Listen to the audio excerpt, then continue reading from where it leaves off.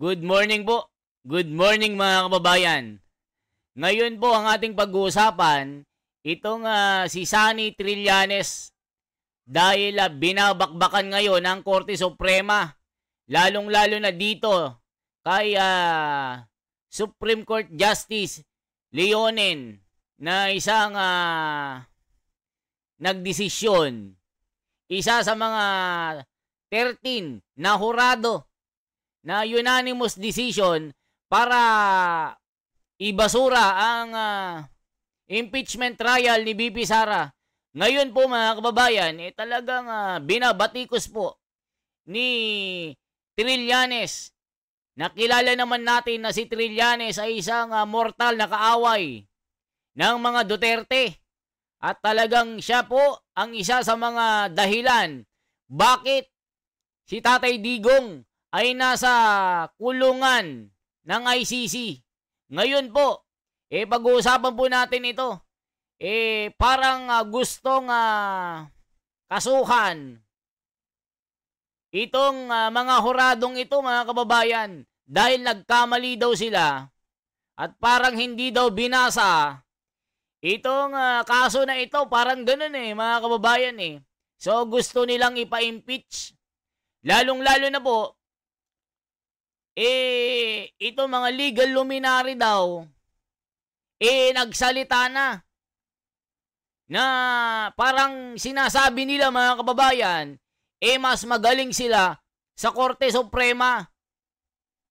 Mga kababayan, sinabi na nga ng Korte Suprema, labag po sa saligang batas ito.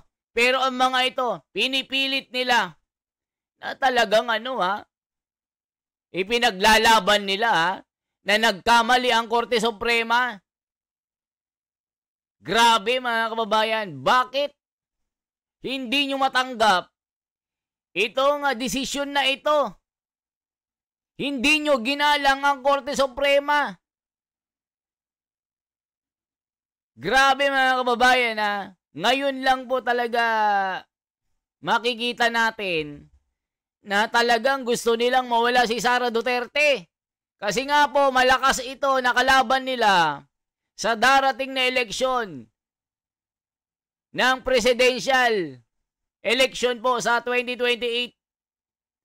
Matindi mga kababayan ngayon.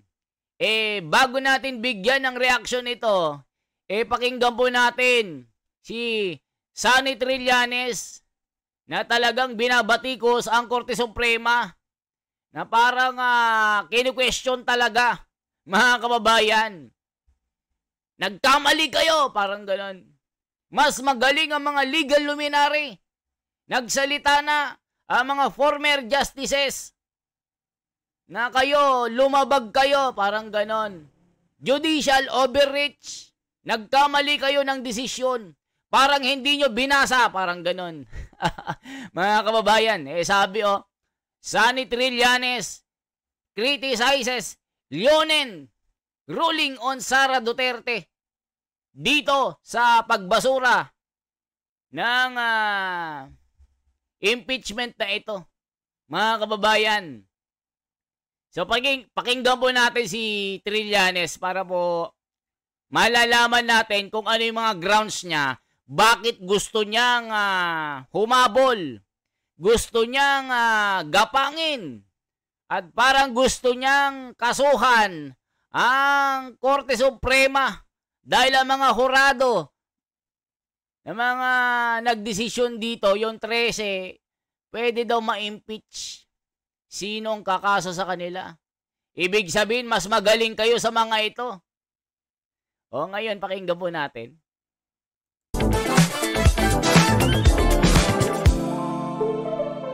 Pag-usapan po natin itong big development last week dito po sa nangyaring desisyon ng Korte Suprema. Okay, kayo matagal nyo nang pilit pinapapanagot itong mga Duterte. No? Ano bang basa ninyo dito sa nangyaring desisyon ng Korte Suprema, and do you think meron pa bang kinabukasan yung impeachment trial na yan? Well, una-una, very disappointed tayo, syempre, doon sa naging desisyon ng Korte Suprema. Kasi buti sana kung talagang logical siya, no? At alam mong unbiased, pero alam natin yung circumstances leading to that Supreme Court ruling.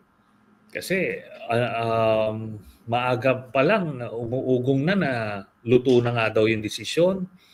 Tapos ito na, nung lumabas eventually yung desisyon, merong factual errors. Mabigat yung factual errors na yon. Kasi naka-base yung kanilang decision to declare that impeachment complaint unconstitutional doon sa premise na ang unang dinesisyonan o ang unang dinispose ay yung first impeachment complaint. Pero maliwanag dun sa records ng House of Representatives na ang una nilang dinispose ay yung fourth impeachment complaint. Yun na nga, in-endorse na nila. At bago pa maaksyonan yung tatlong impeachment complaints, yung first, second, and third, na sinasabi ng Korte Suprema, nung in-adjourn yun, na-dismiss siya, ang problema, by the time nasa Senado na physically yung fourth impeachment complaint, so may factual error doon na kailangan ma-correct. Okay. Ngayon, ganito nakikita natin, Christian. Magpa-file ng motion for reconsideration yung House of Representatives through the Solicitor General. So it can happen within the next few days and they have time to do that.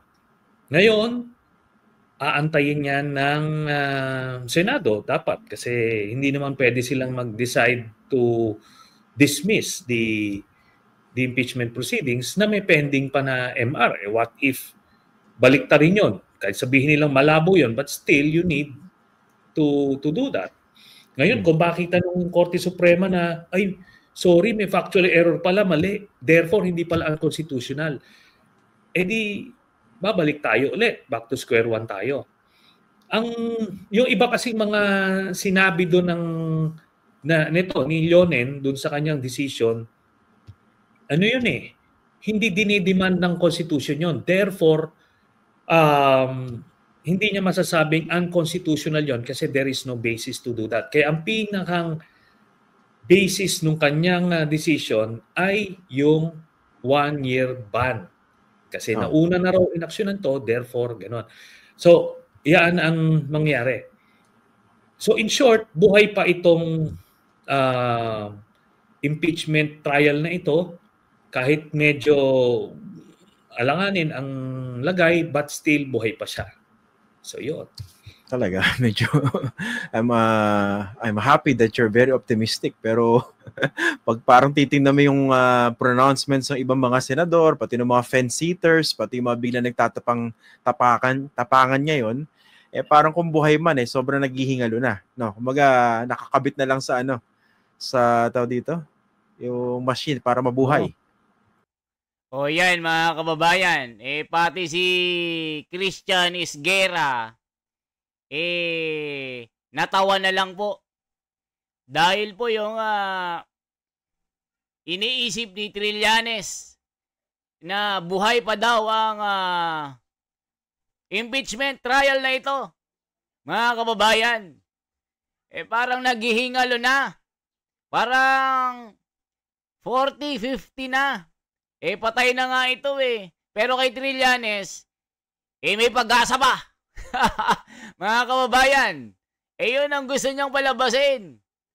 Na parang pinapalabas siya si Leonen, itong nasa Korte Suprema, nagkamali.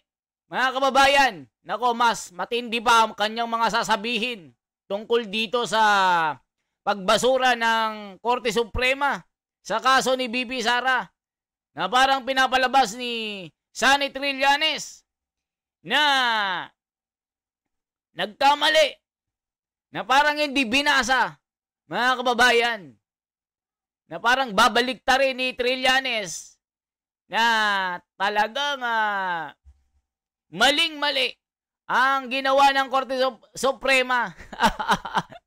Grabe, Ituloy pa natin. Hindi, ang kwang ko naman dito, Christian, ganito not knowing what's going on in my business. Di ba mga kababayan? O ano masasabi nyo dito? Talagang umaasa pa si Trillanes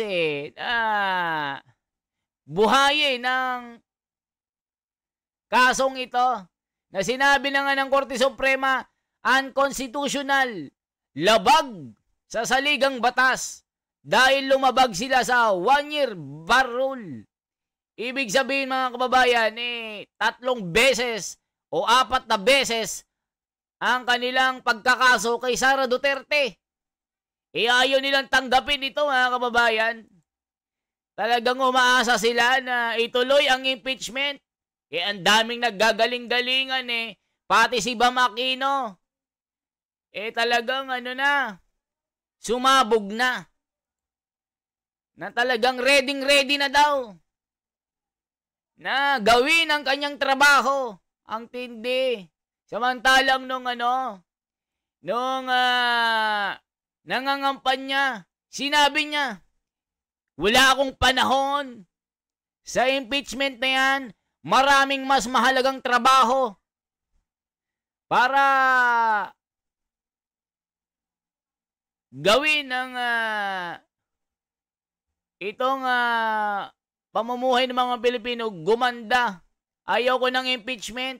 Pero ngayong nanalo na mga kababayan talagang gising na gising ang diwa. Gagawin daw ang kanyang trabaho. Abang galing naman samantalang nung nangangampanya. Binudol mo kami. Nang budol ka din. 'Di ba? Daming lumalabas na comment ng mga netizen Pagkatapos iboto ng INC, binudol niya ang INC. Pero mga kababayan, ang INC po kasi hindi bumoboto po sa kung ano sa politiko. Discretion na yan ni Bam Aquino kung anong gusto niyang gawin.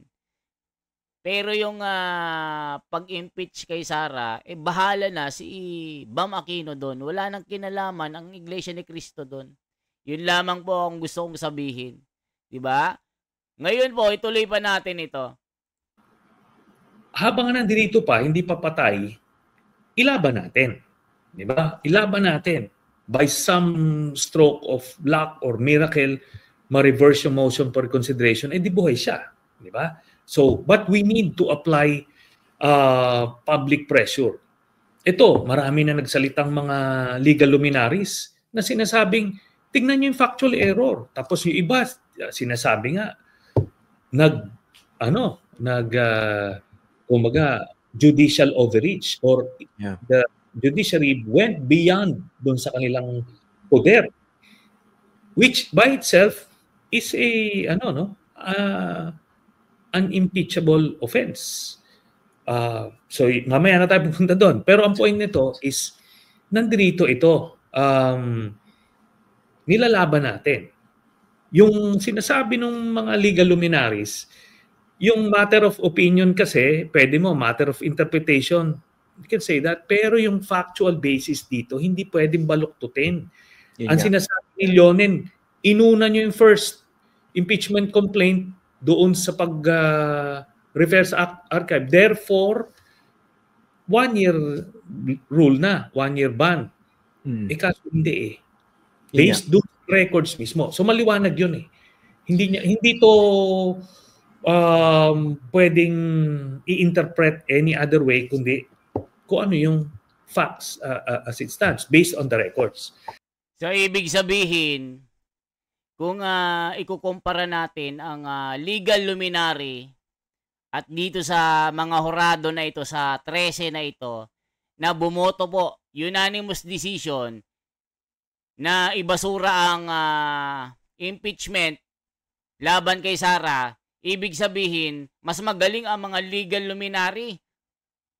Katotohanan lamang daw ang inaano ng mga legal luminary. Gaya ng paniniwala ni Tito Soto na antayin muna daw niya ang advice ng mga legal luminary, ng mga legal staff niya. The highly respectable legal counseling na itong court ruling na ito ng Korte Suprema na pagbasura ng impeachment laban kay Sara Duterte ay pwedeng hindi sundin. Aba, mga kababayan, ang galing nila. So, ibig sabihin, mas magaling kayo sa Korte Suprema. Ayaw nyong igalang kung ano ang sinasabi. Sabi nga ng mga gumagalang po sa Korte Suprema, labag man sa iyong kalooban o suportado mo ang Korte Suprema sa anumang kanilang mga ginagawang desisyon dito sa pag-interpret ng batas, kailangan mong igalang, mga kababayan. Ayaw nilang nilalabanan nila, mga kababayan Di ba? Gusto nilang labanan ang Korte Suprema. Ano nang mangyayari sa atin? Ano nang sasabihin ng ibang bansa ng Pilipinas ay isa ng gobyerno ng mga unggoy, gobyerno ng mga buhaya, gobyerno ng mga magnanakaw.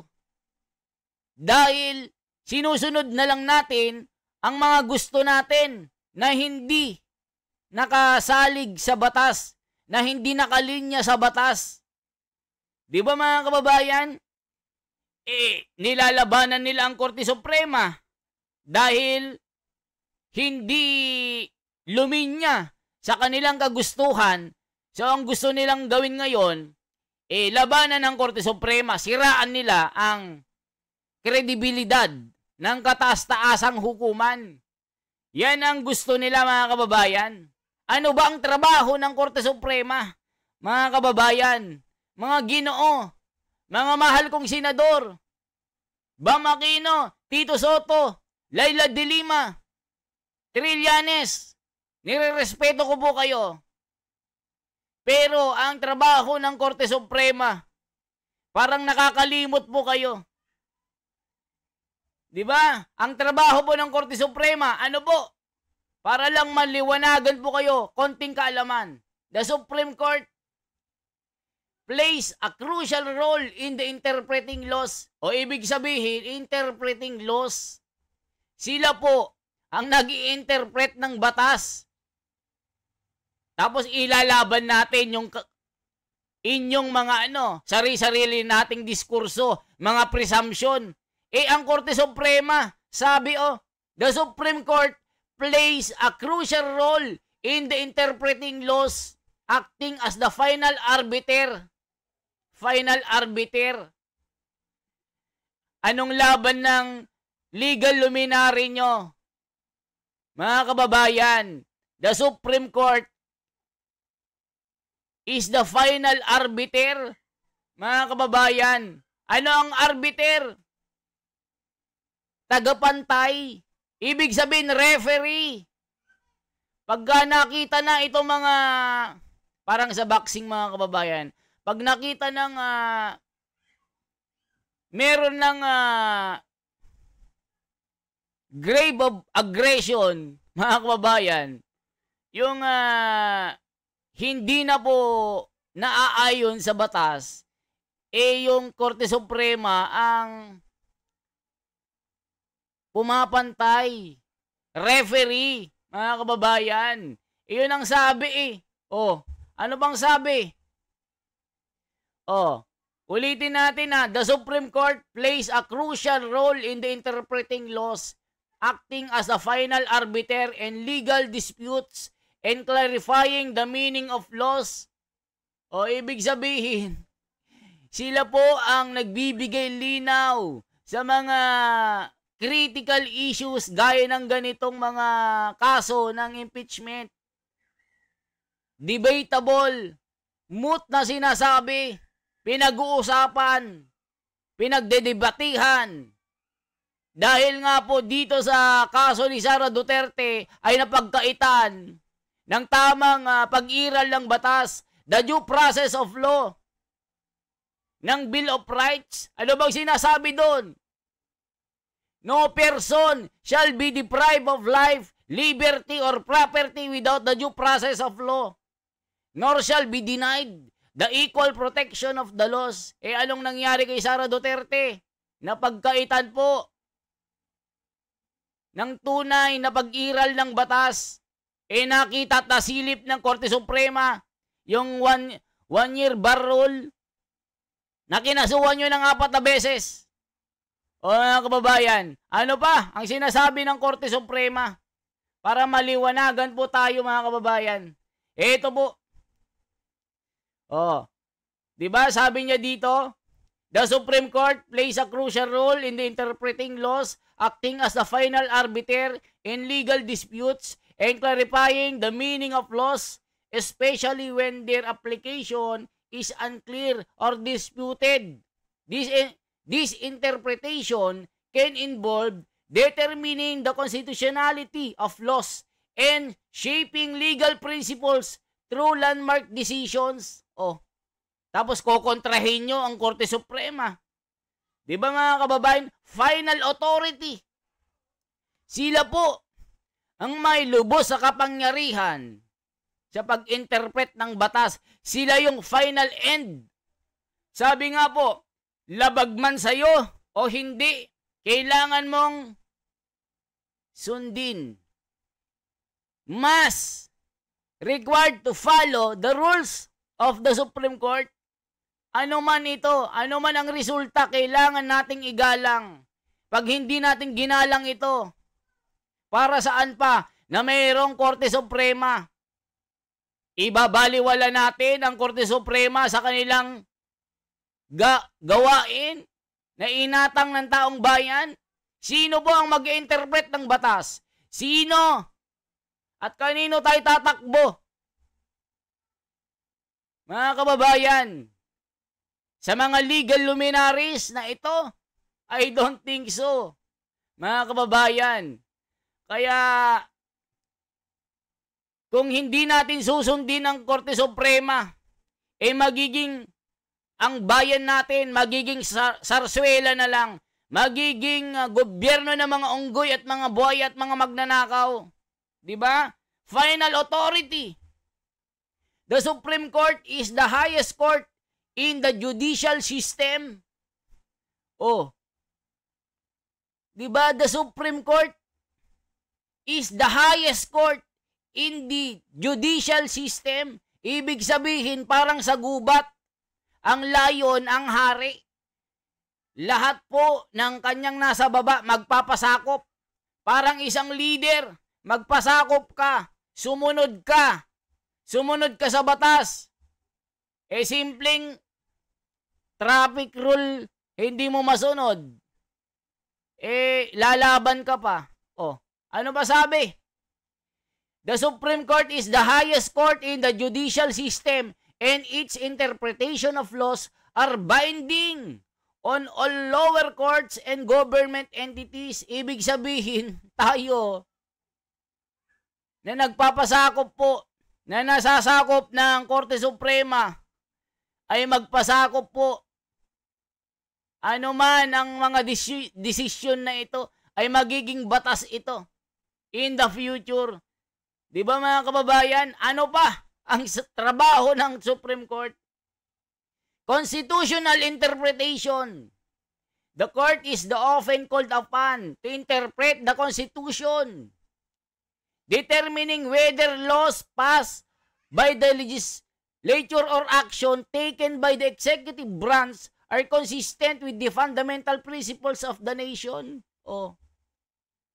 At sasabihin niya, legal luminary, mga former justices, agsalita na itong naging desisyon ng Korte Suprema ay nagkamali, sobrang mali. Kaya kailangan ma-impeach ang mga horado. Naku po mga Ginoo, nagkakamali po kayo. Ituloy pa natin kung ano yung grounds ni Sonny Trillanes. Dahil talagang tumututol siya at pumapanig po siya sa mga legal luminaries na bumabatikos po sa naging desisyon ng Korte Suprema. Ituloy po natin. Ginoong Trillanes, nire-respeto ko kayo. Sabi naman sa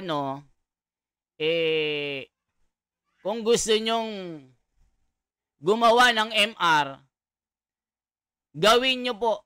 Pero, ang mali lang dito, parang tinuturuan nyo po ang Korte Suprema na magpasakop sa inyo. Ay, hindi po pwede yun, Ginoo. Maling-mali po yung inyong argumento dito. Kaya yun ang sabi ko. Pero, pagka sinustain nila yan, anong pwede mangyari? Naririnig natin sa mga civil society organizations that they are seriously considering filing impeachment cases doon sa mga Supreme Court justices na mag-a-affirm nung motion for reconsideration. Di ba? Sige, these justices, yung mga pipirma ulit, kasi 13 ngayon, pero baka may magbago isip dun sa susunod, they will now be subject doon sa same standards na ginawa nila. Papatawag sila sa Justice Committee. At doon sila tatanungin, kailan nyo to pinirmahan, kailan nyo to binasa, sino nag-draft nito. Lahat yan on record kasi biruin mo, may milagro nangyari doon eh. Supposed to be, walang pasok nun eh. Walang pasok dapat. Interesting yung scenario binabanggit nyo. Isasubject sila at meron ng mga congressmen na nag-express ng interest to sign these impeachment complaints. Kasi tatanungin, bakit ka nagmadali? No? Itong si Leonen, bakit ka nagmadali? Na on the day na i-deliberate, may desisyon na sila lahat, tapos promulgate na immediately executory pa. Talagang mga kababayan parang babalik ta rin ni Trillanes ang sitwasyon. Ang mapaparusahan ngayon ay yung tatlong taga-Korte Suprema na bumoto ng unanimous decision para ibasura ang impeachment case si Sara Duterte. Mababaliktad na. Grabe. Impeachable daw ito. Impeachable offense. Lalo na po si Lionel daw. Leonin, na isa sa mga hurado na appointed ni Ninoy Aquino. Bakit pumanig po siya sa pagbasura sa Korte Suprema? Meron pang appointee ni BBM dyan. Bakit pumanig sila? Absent lang kasi yung dalawa nasa leave. Naka-vacation leave. Dapat 15-0 yan. Ngayon, mababaliktad na. Korte Suprema na ang ma-impeach. Yung mga hurado na, mga kababayan. Dahil po nagkamali daw sila ng desisyon. Kailangan po impeachable offense daw ito, mga kababayan. Isipin nyo, mababaliktad na bala ang Korte Suprema. Ang mga hurado pa ang mapaparusahan. Mga kababayan, tama ba ito? Matindi ito, mga kababayan, Porque hindi sumang-ayon ang mga hurado, sila na ang ma-impeach. Makakasuhan pa. Matindi. Matindi ito, mga kababayan, Matindi ang pangarap ni Trillanes, The dream of Sonny Trillanes is impossible. Mga kababayan, tuloy pa natin. Preemptive, and let me tell you about dito si Leonen, kasi ganito siya Alam mo, civil society, na pinopost nila yan Pero itong track record niyan. Nung kinowaran to si former Chief Justice Sereno, kahit na alam niya na mali, pero pumirma siya doon, sumama siya doon. Tapos nung nag-file kami ng case sa Supreme Court na yung unilateral withdrawal si Digong sa ICC, anong ginawa niya? Hindi siya nagmadali, kagaya nito ilang araw lang. Inupuan niya until nag-moot and academic siya. Sinabi niya, oo, tama na kailangan yung Senado ng concurrence nila bago makapag-withdraw sa isang treaty. Kasi nung pumasok, kailangan ng concurrence, dapat paglabas, kailangan din concurrence. Kaso mutin academic na raw. Ganyan si Leonen. Kaya kung ano man yung previous good impression nyo about that guy, wag nyo na. Ilagay nyo sa basurahan at he is not that guy. Okay? Kayo ba personally, would you support that scenario that you mentioned earlier? Yung mag-file impeachment cases against this Supreme Court justices at idaan sila ron sa prosesong binabanggit nila? Wala pa ako doon. Kasi umaasa pa ako na makikita nila yung error. Kaya nga sinasabi ko, ako naririnig ko lang ito dito sa mga civil society groups. Kinukonsidera nila. Ako sinasabi ko, you can't do that yet kasi meron pang MR eh. Mala mo magbago isip. Paano ngayon? Yung, kunyari, kinasuhan mo yung 13, tapos may nagbagong isip na 8. Ando doon na yung kaso. Di ba? Kaya ang pinakang maganda nito, antayin nyo yung MR. Kasi may factual error eh. O mga kababayan may factual error daw. Parang hindi daw binasa itong pagbasura ng Korte Suprema dito sa impeachment case si Sara Duterte. Ang sabi ni Trillanes, mga kababayan, mga civil society group ay nagsalita na daw, mga kababayan, pati legal luminary na nakitaan daw ng mali ang Korte Suprema. Maling-mali ang kanyang ginawa. Maling-mali sila. Kaya kailangan itong si Leonen isa sa mapaporsahan ng impeachment. Naku po, mga kababayan. Kung ganito na ang ating gobyerno, na ang Korte Suprema ay dinadarag nila, mga kababayan, inuusig ng mga taong ito. Saan pa tatakbo ang mga Pilipino? Saan tayo kukuha ng hustisya? Tignan nyo naman po ang ginawa kay PRRD. Hindi na pinadaan sa Supreme Court. Hindi man lang nagsabi, hello po. Di ba, mga kababayan? Dadalhin namin si PRRD sa ICC.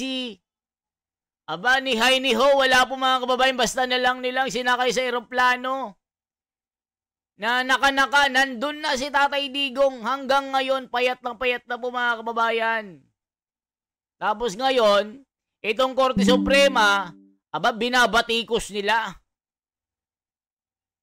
Na maling-mali daw ang kanilang desisyon, basurang kasong ito. Nagkamali kayo, parang ganon. Kami ang tama. Mas magagaling ang mga legal luminary namin. Na ayon kay Tito Soto, mas makikinig daw siya sa legal luminary, mga legal staff. Aantayin pa ang Kamara de Representante na pwedeng i-disregard ang desisyon ng Korte Suprema. Naku po, mga kababayan, paano na kung ganitong gobyerno natin?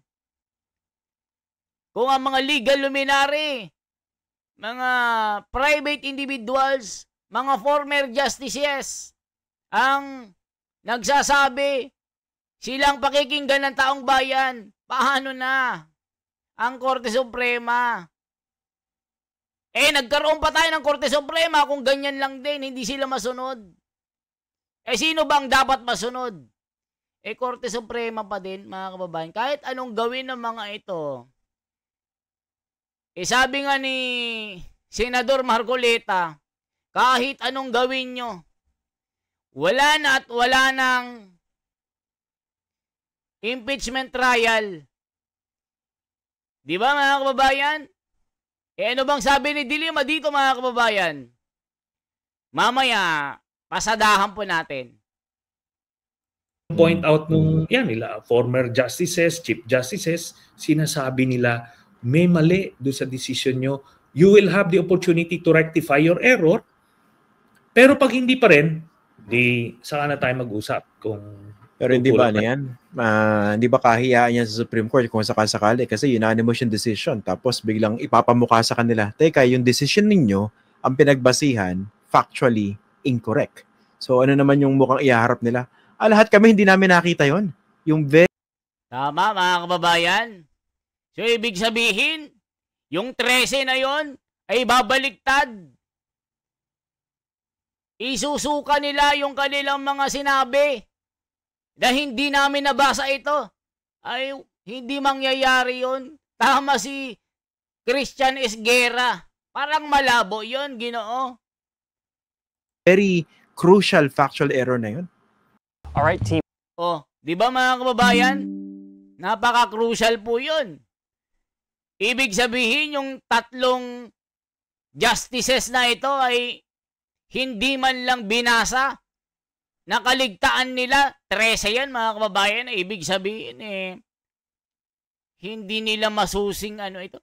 Napaka-critical nito. Napaka-delicates ng kasong ito. Kung nagkamali sila, babalik ta rin nila yung mga naunang mga statement nila na nagkamali sila, hindi nila nakita yung factual, yung error, silang mapapahiya. Di ba mga kababayan? Malabo itong gusto ni Trillanes na baka daw makita ng Korte Suprema ang kanilang pagkakamali. Mga kababayan. Di ba? Baka makapag-isip-isip ang Korte Suprema na maling-mali daw sila. Abay, binabaliktad ang Korte Suprema, mga kababayan. Ano kasi, no? The way a collegial body works, especially dyan sa Supreme Court, kasi merong ponensya may ponente. So yung ponente, ina-assume nung iba na ginawa niya yung homework niya. Na hindi ganon. 'Di ba? Kasi wala nang ibang opportunity yung ibang justices to study the facts regarding the case. Sinabi ng ponente, ganito bakit nila pagdududahan yon? So ang hina-highlight niya dito, mali. So ang naman dito, hindi naman ito unprecedented. Merong mga, kaya nga yung motion for reconsideration is there because there is an opportunity to rectify yung errors, especially as glaring as this one.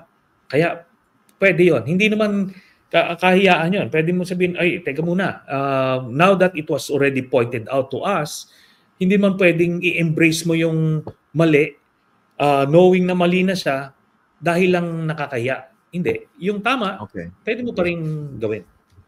O mga kababayan, parang pinapalabas talaga ni Sonny Trillanes na nagkamali. Yung ponente, yung nag-review daw nung kaso na ito, mga kababayan. Ano ba ang ponente?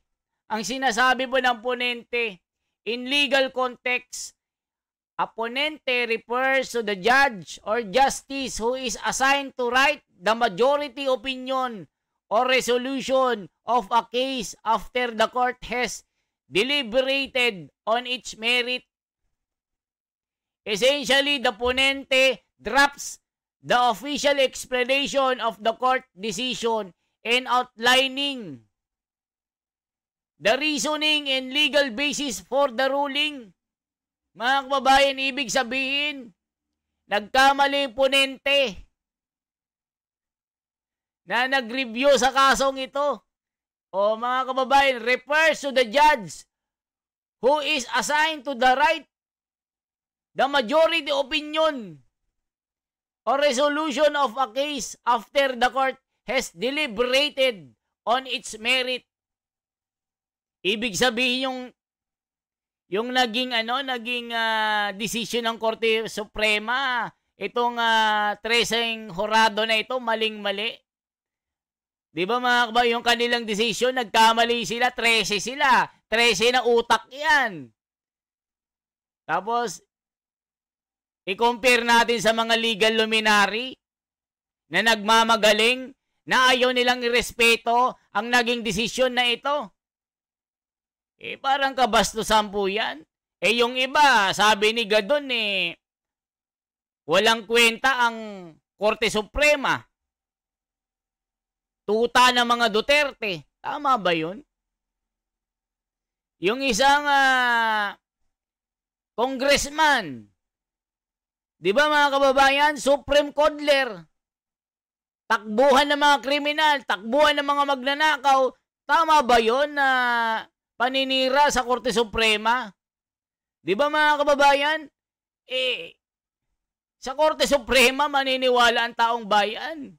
Di ba? Sabi nga, gusto mo man o hindi, pag Korte Suprema ang nagdesisyon, kailangan nating sundin.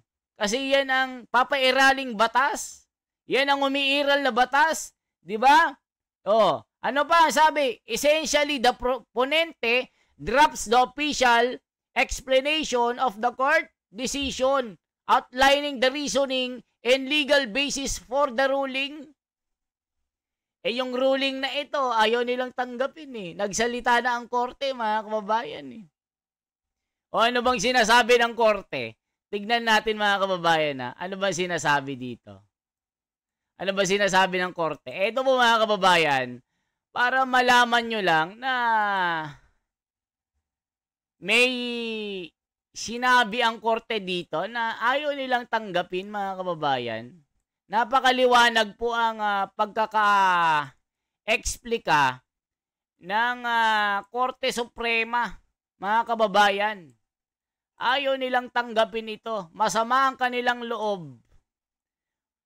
Ayaw niyong tanggapin itong sinasabi ng Korte Suprema. O mga kababayan, tignan po natin. Bakit galit na galit sila dito sa naging desisyon na ito ng korte? Ito po mga kababayan. Pwedeng mag-hold ng impeachment trial ang Senado? Well, the court said that the House complaint versus the VP is unconstitutional and null and void, and therefore the Senate did not acquire jurisdiction to convene as an impeachment court.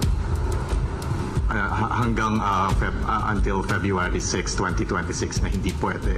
The February 6, 2026, that's the due date. I mean, that's the date until when another complaint can be filed. Okay. Or initiated. And wala na pong pwedeng magawa ang House of Representatives, as you said, immediately executory. It's immediately executory, but they always have the option to file a motion for reconsideration. Thank you, Attorney. Mga kababayan, wala na talaga. Kahit mag-ano sila ng MR, magantay po sila ng 1 taon sa February 6, 2026. Mga kababayan, antay-antay po kayo. Pwede bang mag-file ng impeachment? Hindi naman sinabi ng Korte Suprema na pinapawalang visa o pinapawalang sala ang kaso ni Sara Duterte. Ano ba sabi? Ulitin natin. Sa madaling sabi, wala pong magaganap na impeachment trial ngayon. Hindi pwedeng mag-hold ng impeachment trial ang Senado. Well, the court said that the House complaint versus the VP is unconstitutional and null and void, and therefore the Senate did not acquire jurisdiction to convene as an impeachment court. Mga kababayan, yung Senate hearing po o Senate court, hindi po sila allowed na mag-convene as impeachment trial po. Napansin nyo po kasi null and void po itong impeachment na ito. Nabasura po ng Korte Suprema. Ayaw nilang tanggapin mga kababayan Hanggang until February 6, 2026 na hindi pwede. The February 6, 2026, that's the due date. I mean, that's the date until when another complaint can be filed. Okay. Or initiated.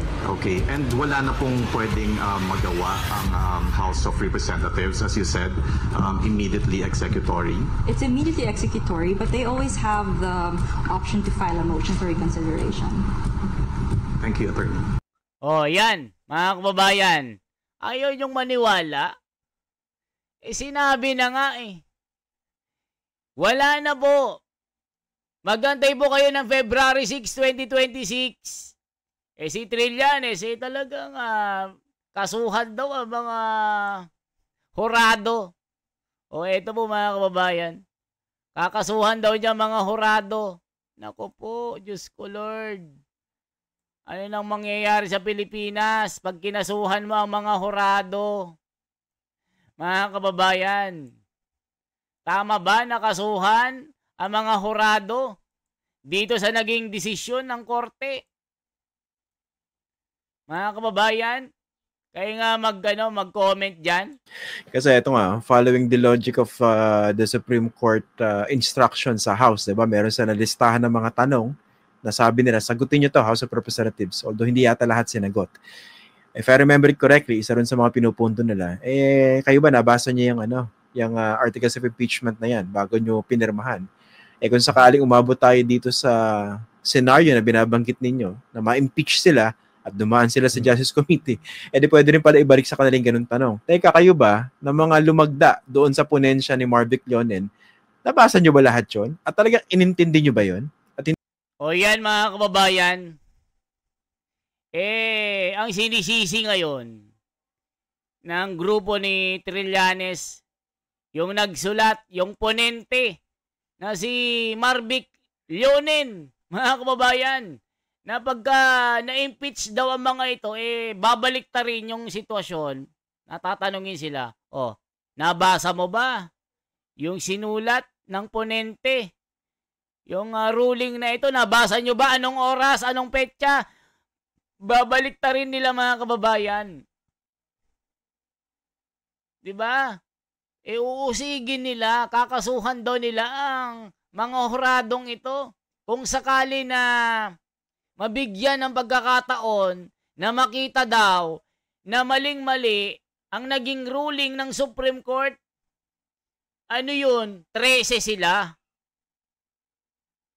Hindi nila nakitang maayos. Nag-aral ang mga ito, ang tagal ng panahon ng kanilang pag-aaral. Bilang abogado, inilaan nila ang kanilang panahon para pag-aralan ang batas na ito. Meron silang sinumpaan na batas. Yung nag-oath sila na wala silang papanigan. Hindi porke kaibigan ka mag-anak. Hindi porke Duterte. Hindi porke appointee ni Duterte. Yun ang sinasabi nila, kaya daw bias ang Korte Suprema dahil appointee ng mga Duterte daw. Hindi nyo na ginagalang ang Korte Suprema. Di ba mga kababayan? Grabe naman kayo, mga ginoo, mga ginang. Ang tindi ninyo. Hindi ba kayo nagmadali? Di ba? That's the absurdity of it all. Yun mismo. Ganun mismo. No? They will be subjected to the same standard they set. Di ba? Tapos ito yan. Alam mo ba, Christian, na yung 100-page ponensya na yan ni Leonen, kumalat na yan Monday afternoon pa lang.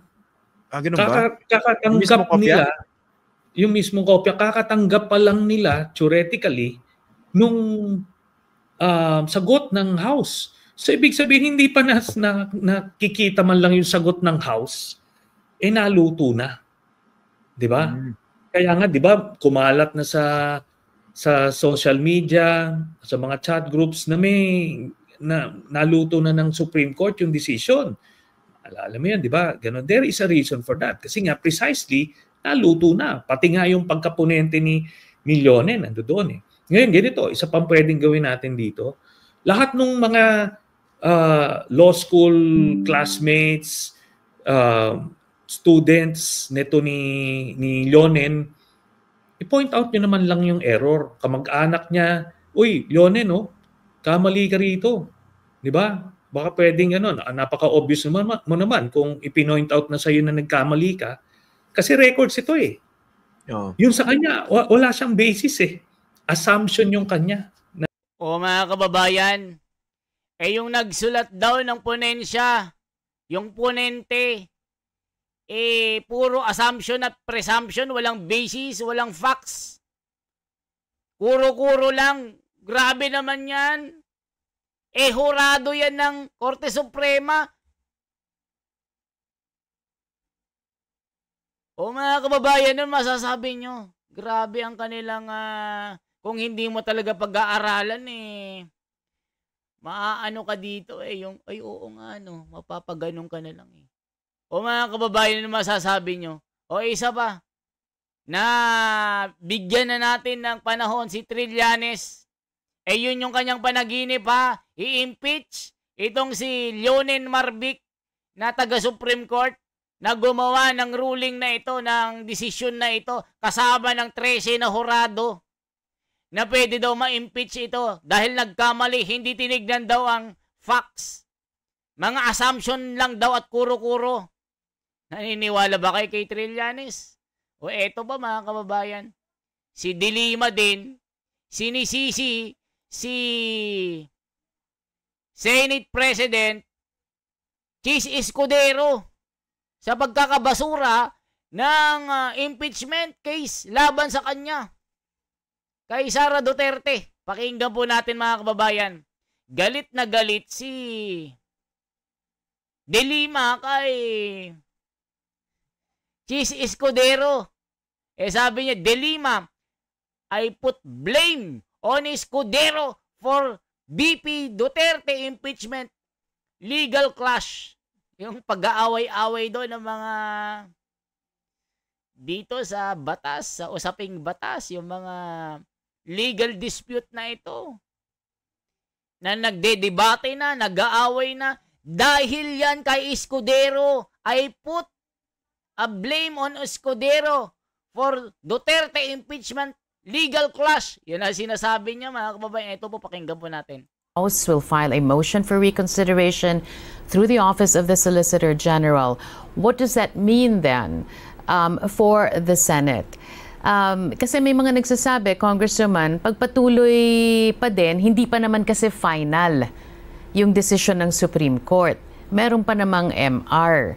Pero ano sa tingin nyo ang dapat na mangyari ngayon mismo? Should the impeachment court convene? Should it not convene? What should happen next?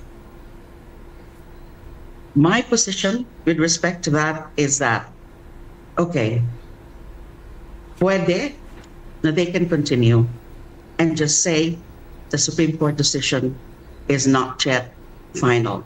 And especially so, that there are many legal questions aired or articulated on by lawyers and by former justices of the Supreme Court, meaning legal luminaries. And they just continue in recognition of their sole power to decide, to try and decide impeachment cases. But mga kababayan, parang pinapalabas po ni De Lima,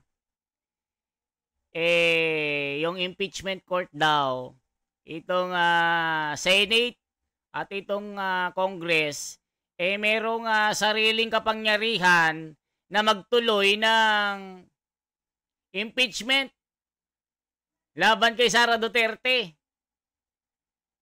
Dahil daw sa mga legal luminary ng mga abogadong ito, pwedeng hindi sundin ang desisyon ng korte. Naku po mga kababayan. Nakakatawa naman ang bansang ito mga kababayan. But then, ang objection dyan, that would be courting constitutional crisis. Ayun. Because you now have a direct clash, a clear clash between two equal branches of government. But precisely, that's one of the arguments against the propriety of the Supreme Court decision. Because it unnecessarily intrude into the exclusive domains of a co-equal body by requiring certain things that are not found in the Constitution. And then the second possible option is that they can wait for the Supreme Court decision para hindi maging much an academic. And although precisely, and that's why, again, I'm sorry if I say this, I put the blame on the Senate President. Kasi kung inaksyonan ka agad ng Senado yung pag-refer ng articles of impeachment last February 5, instead of misinterpreting the word forthwith, the very meaning of the word forthwith, and waited for almost 6 months before starting everything, di wala na sana, hindi na sana siguro makikialam ang Supreme Court, and will just say that we opt not to decide the cases because impeachment proceedings, the trial is now ongoing. Mga kababayan, kasalanan daw talaga ni Chis Escudero. Wala na sana itong pangingialam ng Korte Suprema, kundi inagahan ang pagtatrabaho ni Chis Escudero sa impeachment na ito. Wala na sanang ganito. Wala sanang legal clash. Wala na sanang gulo. Hindi sana nakialam ang Korte Suprema dito. Yan ang sabi ni Dilima, mga kababayan. Diba? Kung ituloy nila, mga kababayan, ito yung tinatawag na constitutional crisis. Matinding labanan ito. Magiging problema ito sa ating konstitusyon. Ano ba ang constitutional crisis, mga kababayan? Ito po ang sinasabi dito ng nilalaman ng aklat na ito. Constitutional crisis is a problem or conflict in the function of the government. Diba? Ulitin natin. In political science, a constitution or constitutional crisis is a problem or conflict in the function of a government that the political constitution or other fundamental governing law is perceived to be unable to resolve. Hindi naaayos sa problema. Yan ang tinatawag na constitutional crisis. There are several variations of this definition. For instance, one described it as the crisis that arises out of the failure or at least a strong risk of failure of a constitution to perform its central function. The crisis may arise from a variety of possible causes. For example, a government may want to pass a law contrary to its constitution.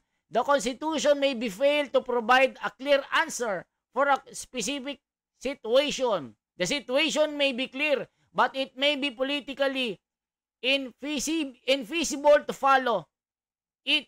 The government institutions themselves may falter or fail to live up to what the law prescribed them to be. Or officials in the government may justify avoiding dealing with a serious problem based on a narrow interpretation of the law. Mga kababayan, pag kinontra nyo po ang desisyon na ito ng Korte Suprema, talagang gulo ito. Legal clash. Away-away ito. Constitutional crisis. Paano pag nagpatupad kayo ng batas?